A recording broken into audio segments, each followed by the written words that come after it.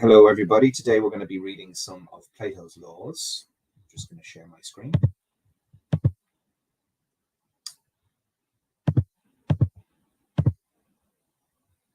Yeah, Plato's laws, translated by David Horn. Athenian stranger. Well, my friends, was it a god or some human who was responsible for establishing your laws? A god, my friend. Yes, that's the fairest answer. Among ourselves in Crete, it was Zeus, while among the Spartans, where this man comes from, I think they say it was Apollo. Is this so? Yes. Don't you say, as Homer does, that Minos used to make regular visits every ninth year to be with his father Zeus, and he set down the laws for your cities based upon Zeus's pronouncements? Yes, that's what we say. And indeed, we also say that his brother, Rhadamanthus, you have heard the name, I'm sure, was exceedingly just. And we Cretans would maintain that he won this reputation, deservedly based on the way he dealt with the legal issues of the time. A good reputation indeed, and most befitting to a son of Zeus.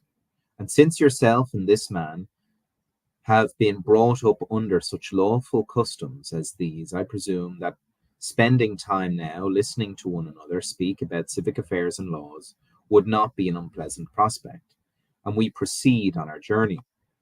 The road from Knossos to the cave and sanctuary of Zeus is quite a long one, I'm told, but there are, it seems, resting places shaded from this extreme heat along the way, along the tall trees. At our age, it would be appropriate that we take a rest often among them and relax and exchange stories with one another, and thus complete the entire journey with ease. Yes, indeed, my friend. And as we proceed, there are all cypress trees of wonderful beauty in the groves, and there are meadows too in which we may take a rest and converse. You're right to suggest this. Yes, indeed, and we'll say so all the more when we see them. So let us proceed, and may good fortune attend us. So be it. Tell me this: why is it that the law regulates your common meals, physical exercise, and the nature of your military equipment?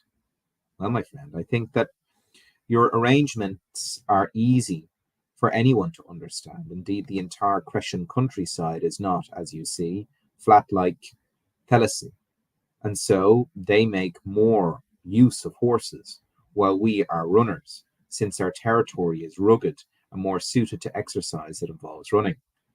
In a country like this, then, it is necessary to wear light armor rather than trying to run in heavy armor, and the lightness of bows and arrows seems to fit in with all these, with all this, fit in with this. All these arrangements equip us for war, and as I see it, the lawmaker has in mind when he made all the regulations. And that is probably why he got people together for common meals, seeing that all those who are ever on military campaign necessarily have meals together for their own protection, for the duration because of the circumstances. Here I believe he is demeaning of the stupidity of the broad mass of people who don't understand that there is always constant warfare going on against all of the cities throughout everyone's life. Now, if it is necessary, when there is a war on, to have meals together for purposes of protection and for some rules and some subjects to act in turn as their guards, the same thing should be done in time of peace. For what most of the people call peace is so in name only, while in fact all the cities are by nature always involved in undeclared warfare against all other cities. And if you look at it in this way, you will surely find that the Cretan lawgiver had an eye to warfare when he instituted all these regulations of yours, be they public or private. And he gave us the task of protecting the laws based on these principles, because nothing else at all, no possession or pursuits, are of any use unless we prevail in war. since all the goods of the defeated city go to the victorious one. Well, stranger, when it comes to the thorough understanding of Cretan law, you seem to me to be very, very well trained. But explain something to me more clearly.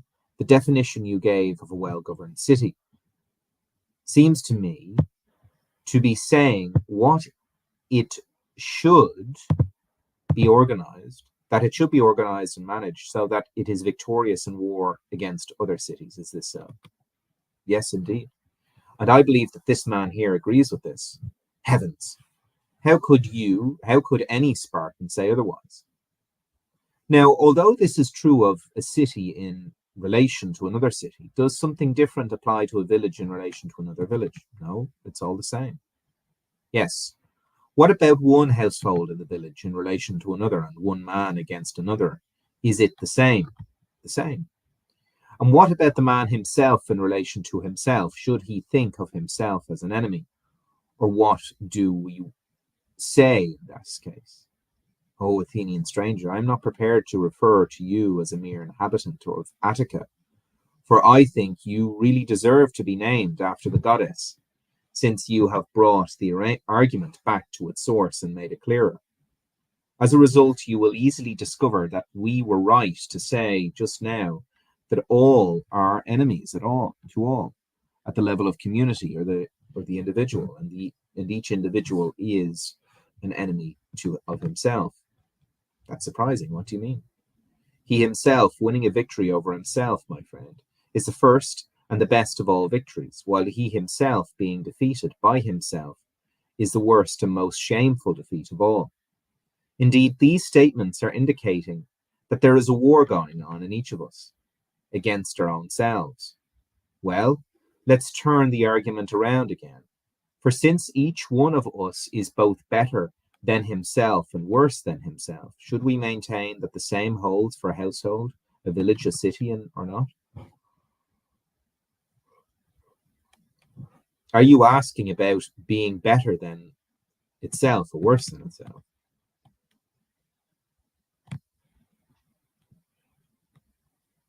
Okay, let's have a look at this. So we have this thing of relation here. And what about the man himself in relation to himself?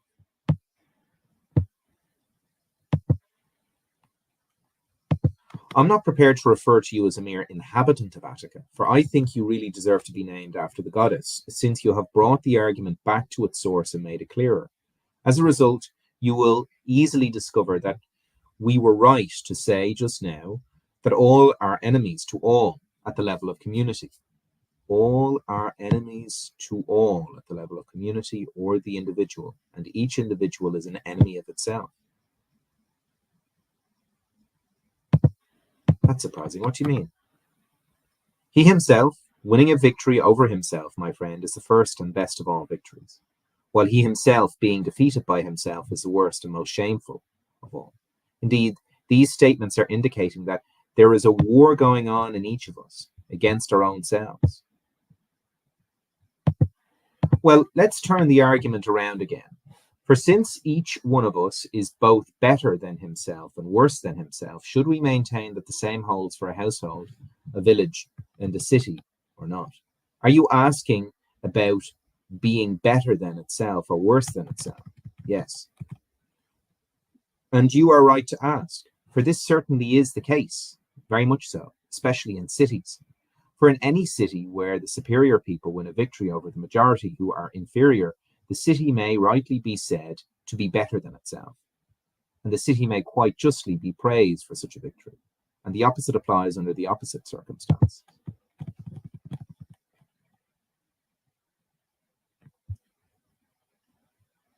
Okay.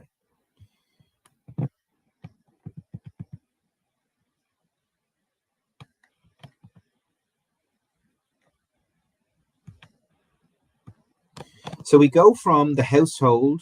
What about the household and the village in relation to one another and one man against? And then we go internally into the man, and then we come down here Well, let us turn the argument around. For since each one of us is both better than himself and worse than himself, should we maintain that the same holds for a household, a village, and a city or not? Are you asking about being better than itself and worse than itself? Yes. So we have not just that there's a relation and that there's a war, but one side is better than another.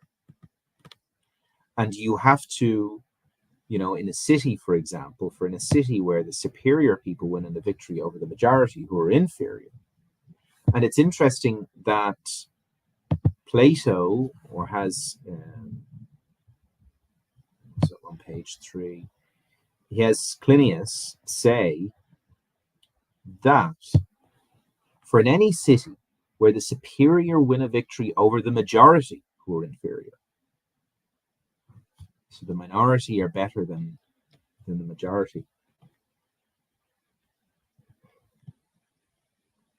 The city may rightly be said to be better than itself, and the city may quite justly be praised for such a victory, and the opposite applies under the opposite circumstances. Let's set aside the possibility that the inferior might somehow be better than the superior, since that would involve a longer argument. But as I now understand you, you are saying that unjust citizens of the same stock, born in the same city, will sometimes get together in large numbers and forcibly enslave just citizens who are fewer in number. Whenever they prevail, the city itself may rightly be said to be worse than itself and bad. And whenever they are defeated, the city itself may be said to be better than itself and good.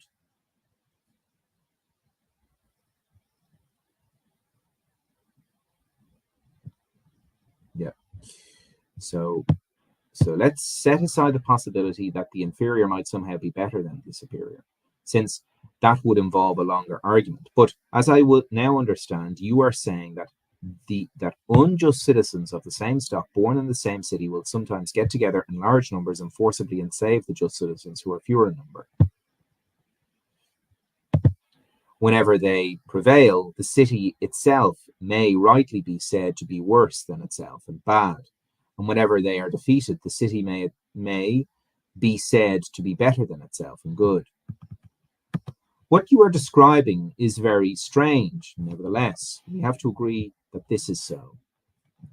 Let's consider once more. Many sons may presumably be born from both a single father and a mother, and it would not, of course, be a surprise if more of them turned out to be unjust and less just. So, single parent households, it would not. And it would not be appropriate for you and me to pursue the point that the entire household and the family would be referred to as worse than itself if the evildoers were victorious, and as better than itself if they were defeated. For what we are now considering in relation to the argument of the majority is not concerned with the appropriateness or inappropriateness of verbal expression, but with laws and the precise nature of correctness and freedom from error in them. Very true, my friend. Yes, I agree. This has been very well expressed so far. Then let's look at the following question too. The brothers that were spoken of just now would presumably have a judge. So they have a judge. Yes, indeed. Now, which of these two would be superior? A judge who destroyed the bad people among them and directed the better people to rule over themselves, or one who made the good people rule while allowing the inferior types to live on as their willing subjects? And there is perhaps a third judge we should mention in terms of excellence. If such a person exists, one who takes a single quarreling family in hand, does not destroy anyone, but reconciles them for the future, and would be able to ensure that they are on friendly terms with one another by giving them laws. So, let's see what options we have. So we have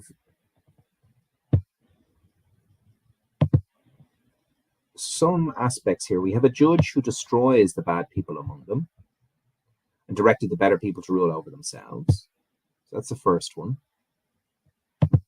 Or one who made the good people rule while allowing the inferior types to live on as their willing subjects.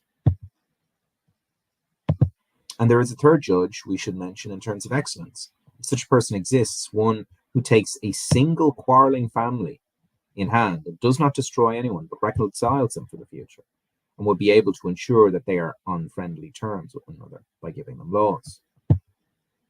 So we have three options here.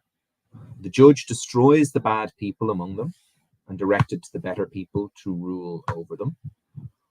Or one who made the good people rule while allowing the inferior types to live on as their willing subjects. Or the third judge who tries to reconcile and gives them laws. This sort of judge, who is a lawgiver, would be far superior, and yet he would not be enacting laws for them with a view to war. The very opposite would be the case. That's true. What about the one who brings the city together in harmony?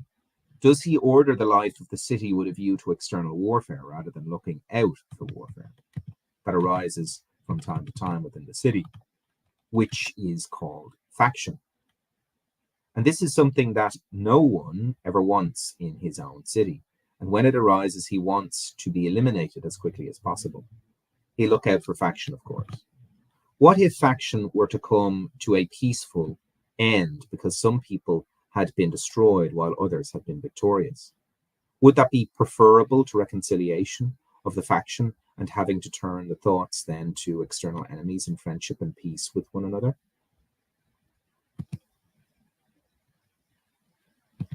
So what is faction? So let me read that again. What about the one who brings the city together in harmony? Does he order the life of the city with a view to external warfare rather than looking out for warfare that arises from time to time within the city, which is called faction? And this is something that no one ever wants in his own city. And when it arises, he wants to be eliminated as quickly as possible. He'll look out for a faction, of course.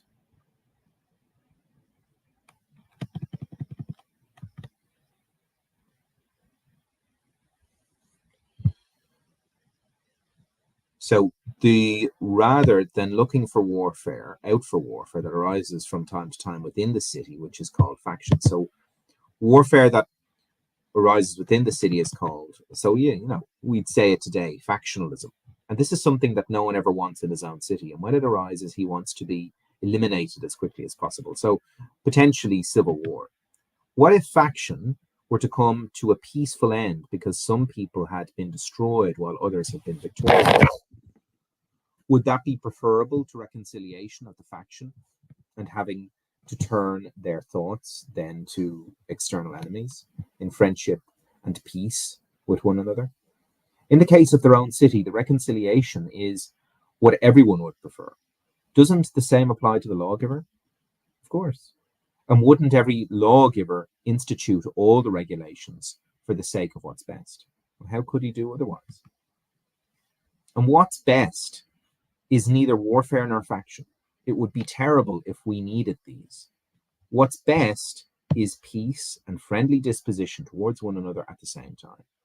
What's more, it seems the city itself winning a victory over itself is not to be counted among the best outcomes, but among those that are necessary.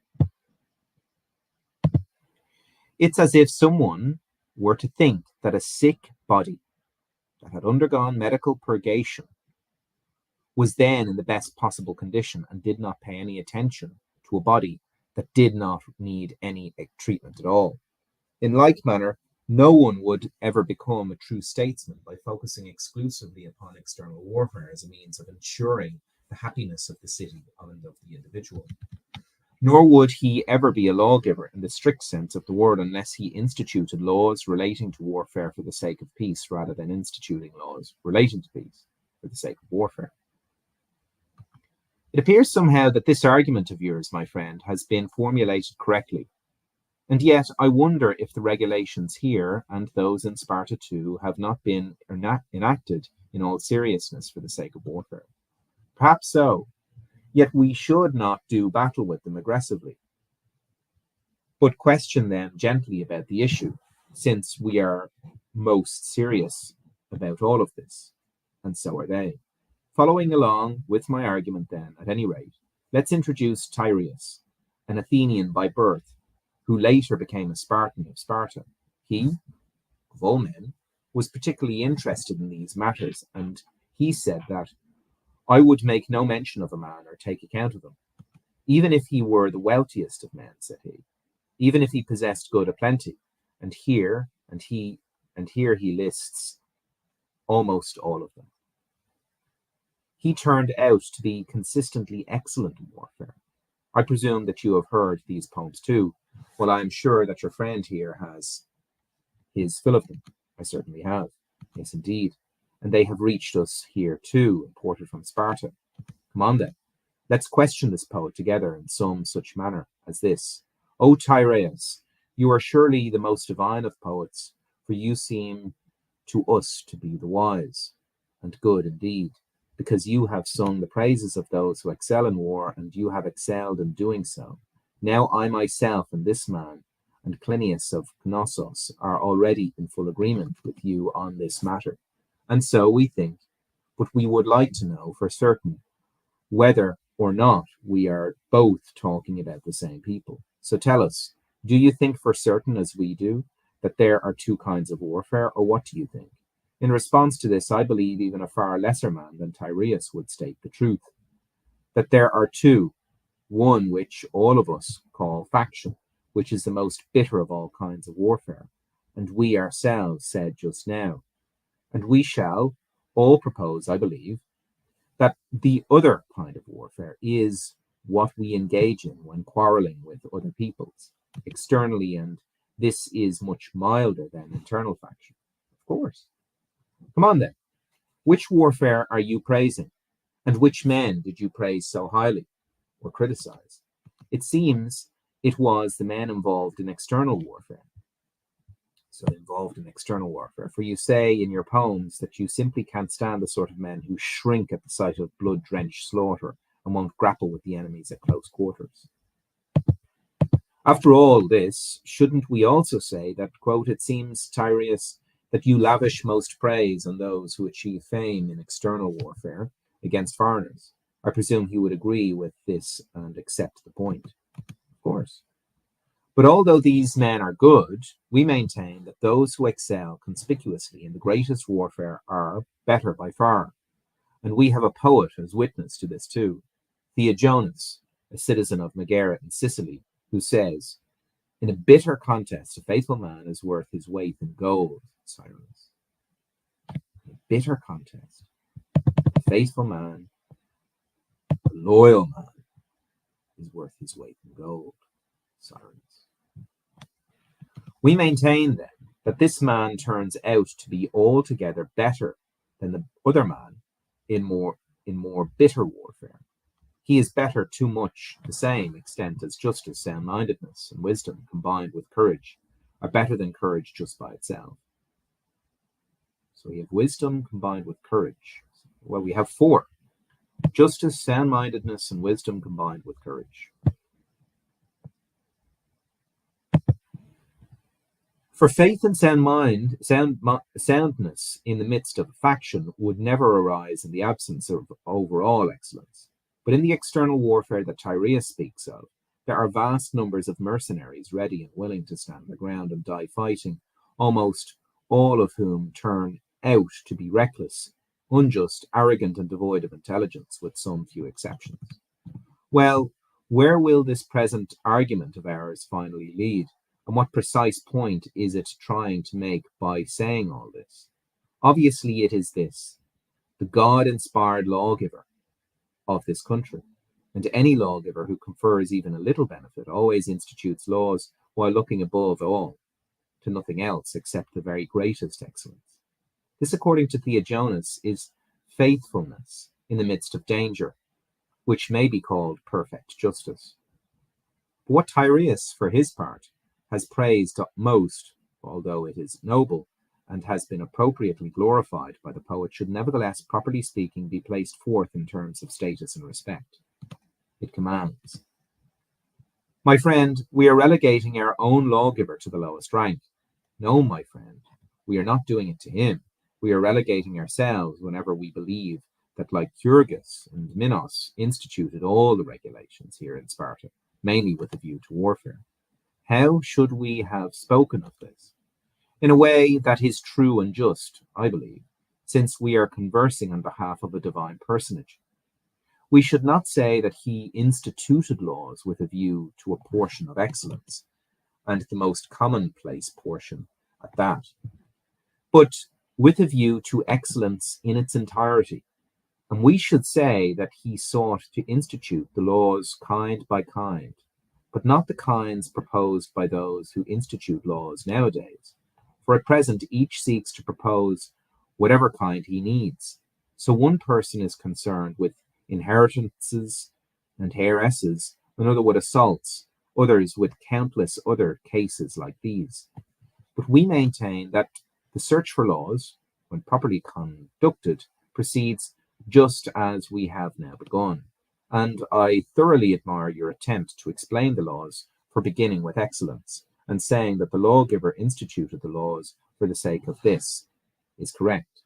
But when you went on to maintain that he institutes laws by referring everything to a mere portion of excellence, and the smallest portion at that, I thought you were clearly mistaken. And that's why the latter part of our discussion was needed. Well then, what sort of discussion would I have liked to hear you making as you spoke? Would you like to tell me? Would you like me to tell you? Yes, certainly. You should have said, stranger, quote, stranger, it is not for nothing that the laws of Crete are held in exceptionally high regard among all Greeks. They are correct laws that bring about happiness in those who use them, for they provide everything that is good. Now, goods are of two kinds, human and divine, and the human goods depend on the divine. And if a city receives the greater, it also acquires lesser, but if it receives not the greater, it is also deprived of both. Of the lesser goods, health is the leader, beauty comes second, third comes strength in running and other activities of the body, fourth comes wealth, not blind, but keen-sighted, provided it follows wisdom. Now, the first of the divine goods, and their leader, is wisdom. Second is a sound-minded disposition of the soul imbued with reason. And third, from the combination of these two with courage comes justice, while courage itself is fourth. All of these have a natural priority over the human goods, and that indeed is how the lawgiver must rank them. After all this, the citizens must be told that other civic regulations have these goods in view. The human look to the divine, and the divine all look together to their leader, reason. So this is very interesting, that their leader of the divine is reason. In their connections through marriage and afterwards, in the birth of their children and their nature by the male, be they male or female, when they are young or when they get older and into old age, it is necessary to care for them by bestowing honor or dishonor in the right way. And in all their interactions, in their pleasures, pains, desires, and intense passions, they should be watched and supervised, and censure or praise should be bestowed in the right way through the laws themselves, in anger too and in fear, and amidst any tribulations that arise in their souls because of bad fortune, and the escape from such tribulations in good fortune, and amidst the effect that disease, war, poverty, and their opposite have upon people when they occur. Under such circumstances, what's good and what's bad about the situation should be defined and thought in each case. Besides this, it is necessary for the lawgiver to watch over the acquisition and disposition of property by the citizens, regardless of how they do it, and to oversee their joint ventures in furtherance of this, and the dissolution of these be they voluntarily or involuntarily, noting the way in which they behave towards one another. In each of these ventures, and which are just, and which are not. He should assign honors to those who are obedient to the laws and impose legally prescribed penalties upon those who disobey them. When he reaches the end of the entire constitution, he should look to the manner in which the dead should be buried, in each case, and what honors should be assigned to them. Having surveyed this, the one who instituted the laws over all these appointed guardians, some who proceed through wisdom, some who work through true opinion, so that reason may bind them all together and declare that they are following sound-mindedness and justice rather than wealth and ambition. So, my friends, that's how I at least wanted. So this is the conclusion. And still wish even now to hear you describe how all these are present in the laws that are said to come from Zeus, or in the laws of the Pythian Apollo, which Minos and Lycurgus instituted. And I also want you to explain how the order they have acquired is evident to someone experienced in the laws, either technically or practically, while it is not at all apparent to the rest of us. Well, my friend, what should we say next? In my opinion, we should go through this again from the beginning, starting as we did at the outset, with activities conducive to courage. And then, if you wish, we shall go through other kind of excellence and other one after that. Once we have described the first one, we should try to set this up as a model and pass the journey nicely by discussing the others in the same way. Later, God willing, we shall demonstrate what we have described just now as excellence in its entirety in view. So this is what we're going to do.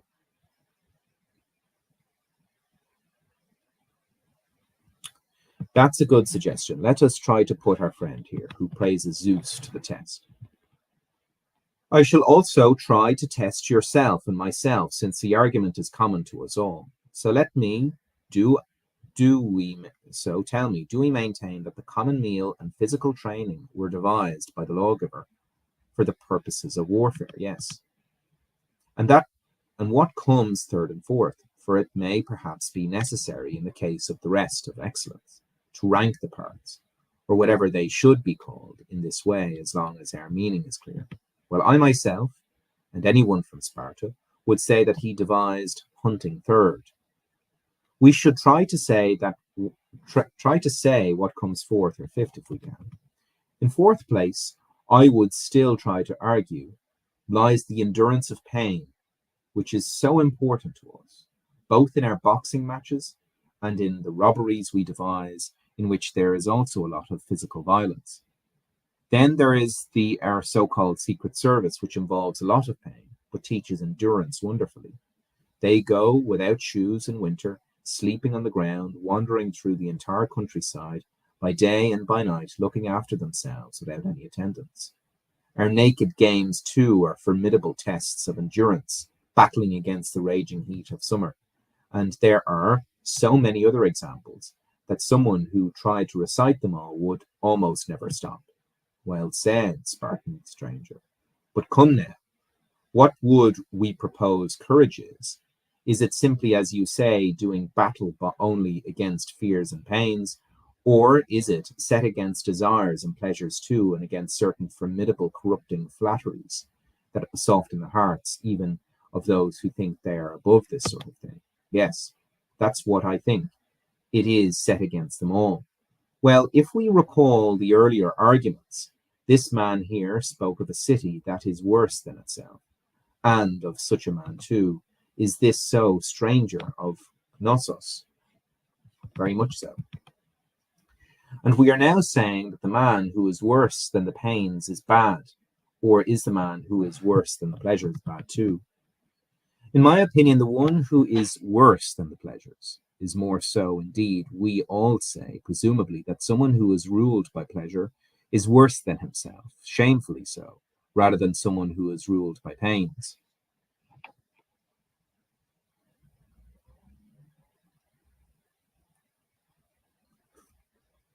Now, surely Zeus's lawgiver, or the Pythian one either, did not institute a crippled courage capable of resisting only towards the left-hand side, but unable to resist the allurements and flatteries on its right, or can it resist on both sides?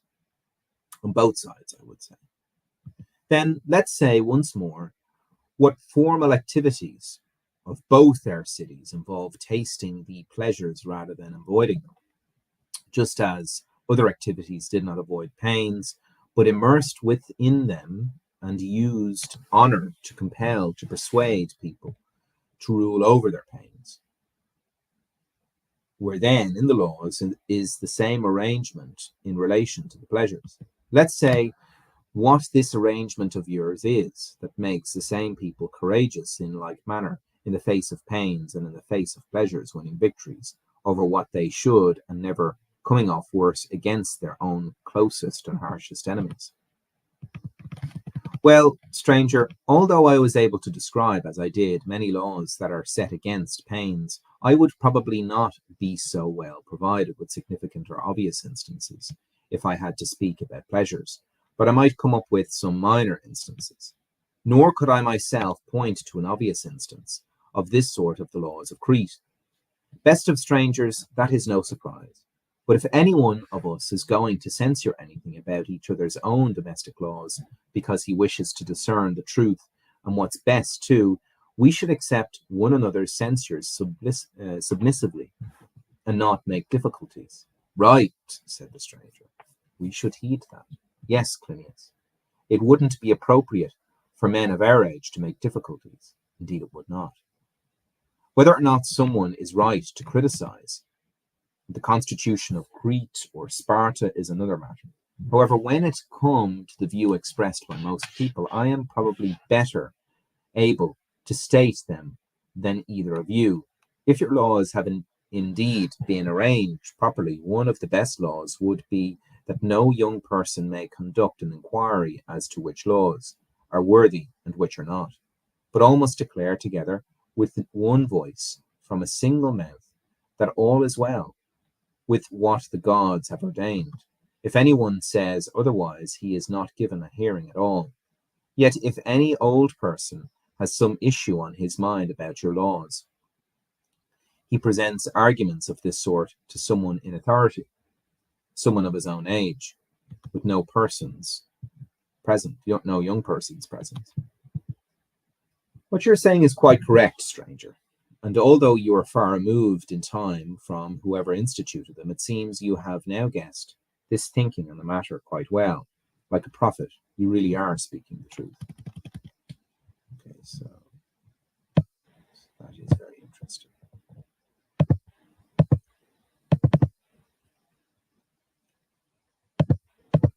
Okay, we'll read this last page, and then we'll finish up. Well, there are no young people among us just now, so if the lawgiver permits us, on account of our old age, to discuss these matters just by ourselves, we should be doing no great harm, should we? Would we? This is so, and don't hold yourself back from criticizing our laws since recognizing something that is not good, is not disrespectful. In fact, a remedy can be a consequence of this, provided that what's said is received without resentment, in a good spirit. Very well, but I shan't speak critically of your laws just yet, not until I have investigated them to the very best of my ability and am more certain about them. Instead, I shall tell you of my difficulties. As far as we can discover, your lawgiver is the only one among Greeks or barbarians who gave directions to refrain from the greatest pleasure and movements and not to taste of them at all. Yet, when it came to pains and fears, as we explained earlier, he believed that if someone flees from these, from his earliest years, in the end, whenever he meets with unavoidable hardship, fears, and pains, he is going to flee from people who are trained and practiced in these, and he will be enslaved by them. I am of the view, then, that the same lawgiver should have thought the very same thing about pleasures, saying to himself that, quote, if our citizens grow up from their very childhood with no experience of the greatest pleasures and become totally unpracticed in enduring in the face of pleasures and in resisting the urge to perform shameful acts, their weakness of spirit, when it comes to pleasures, will place them in the same predicament as those who are overcome by fears. They will be enslaved in a different, even more shameful way by people who are able to practice endurance in the face of pleasures and who have mastered the realm of pleasure, people who are sometimes thoroughly bad. The state of their own soul will be partly slave, partly free, and they will not be worthy of being hailed as courageous and free without reservation. So think about this. Is anything that has been said of any particular relevance? Well, although the argument somehow seems to us to make sense, it might well be both naive and foolish to be persuaded so quickly and easily about matters of such significance. But if we turn to the next topic, we propose to discuss, after courage, which was sound-mindedness then, Plinius and my friend from Sparta, we should ask the question, what characteristic difference shall we find between these systems of government and systems that are managed in a more random manner? In the case of courage, the difference related to warfare. Where does it lie in the case of sound-mindedness? Hardly an easy question, but it does seem that the common meals and physical training have been well devised to promote both virtues. Okay, let's leave it there for today. And we're stopping at 636A. So we've read 9.5 pages, and then next time we'll read the next section. Okay, take care.